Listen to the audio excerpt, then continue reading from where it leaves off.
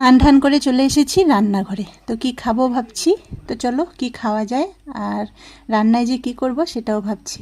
আর এখন তো আমার বেশ একটা সুন্দর জায়গা হয়ে গেছে ভিডিও করার জন্য আর তোমাদের সঙ্গে কথা বলার জন্য। তো বেশ দাঁড়িয়ে বেশ সুন্দর পোজ দিচ্ছি। আর আমি না মিষ্টি কুমড়ো কেটে নিয়েছি, কেন আজকে মিষ্টি কুমড়োটার একটা তরকারি বানানোর ইচ্ছে আছে, নষ্ট হয়ে যাচ্ছে। অনেক দিন হলো নিয়ে এসেছি, ফ্রিজে ছিল। তো এবার রান্না করব। মাছের মাথা আছে, ইচ্ছে আছে মাছের মাথা দিয়ে মিষ্টি কুমড়োর তরকারি, একটু ডাল আর মাছটার একটু ঝোল করব। আর চা বসিয়ে দিয়েছি, সকাল সকাল চা খাবো। আর মুড়ি আর ছোলা সিদ্ধ, অনেক দিন পরেই মুড়ি খাবো। আর মাছটা না আজকে একটু পোস্ত টোস্ত দিয়ে করার ইচ্ছে আছে। মাছটা ফ্রিজ থেকে বের করে রেখেছি, এখন একটু জল হোক। আর এদিকে চাও ফুটে গেছে। বৃষ্টিটা সকালে একদমই ছিল না, মানে ওয়েদারটা এমন ছিল যেন বৃষ্টি হবে বৃষ্টি হবে, কিন্তু বৃষ্টি ছিল না। আমিও দোকানের দিকে চলে গিয়েছিলাম, এক ঝমঝম করে একবারে বৃষ্টি হয়ে গেল। জামা কাপড়গুলো মেলাই ছিল, আর তোলা হয়নি, দোকানে ছিলাম। আস্তে আস্তে তো বৃষ্টি হয়েই গেল। তো এখন দেখি আর তুলব না, কতক্ষণ রোদ থাকে। রোদ না হলেও একটু হাওয়া যদি থাকে তাও জামা কাপড়গুলো শুকনো হয়। আর যত বৃষ্টি হবে না পেয়ারাগুলো তত পাকবে।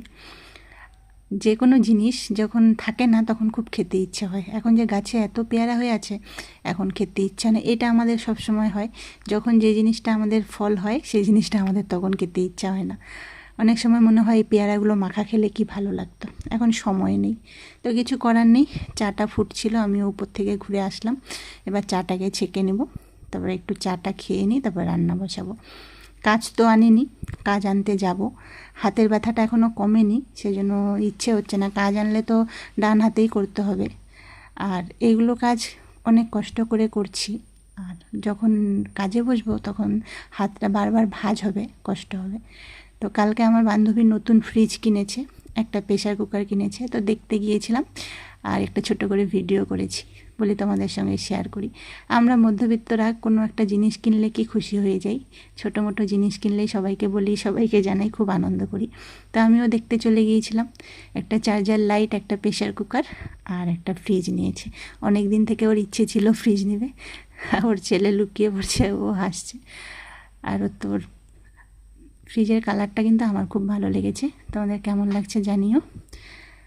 ছোটোই নিয়েছে, বেশি বড় নেয়নি।